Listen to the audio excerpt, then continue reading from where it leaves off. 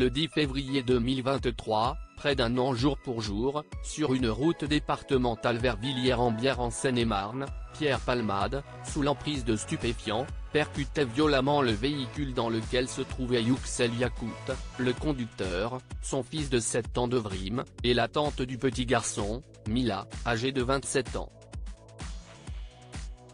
La jeune femme, qui attendait une petite fille déjà prénommée Solin Assal, a vu son monde s'effondrer en quelques secondes après le décès de son enfant in utero, en raison d'une grave hémorragie due à l'accident.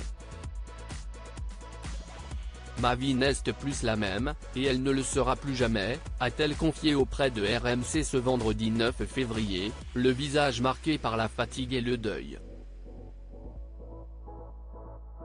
La chambre de sa fille, préparée avec amour, reste un sanctuaire inviolé, symbole d'un avenir arraché. Outre la perte incommensurable de son enfant, Mila est confrontée à des séquelles physiques et psychologiques. Un décollement de l'omoplate, conséquence directe de l'accident, perturbe sa mobilité, tandis que les flashbacks incessants du drame entravent son processus de deuil. Depuis l'accident, je n'ai pas repris le travail, je n'ai pas la force d'y retourner.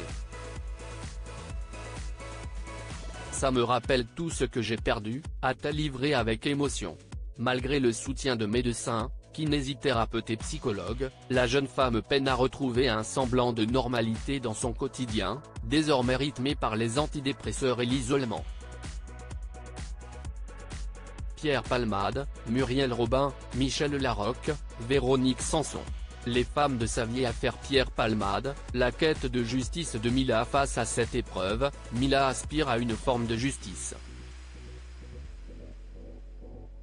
L'enquête, clôturée le 13 novembre 2023, est entre les mains du procureur de la République de Melun, qui doit décider des charges à retenir contre Pierre Palmade. Pour la jeune femme, il s'agit de faire reconnaître la gravité de l'acte ayant conduit à la perte de son enfant et, peut-être, de trouver un chemin vers l'apaisement. Malgré la douleur et les obstacles, la jeune femme refuse de se laisser réduire à une victime. Je ne veux pas être regardée avec pitié, a-t-elle insisté, portée par l'espoir d'un procès équitable. Crédit photo, Jacques Ovid Moreau.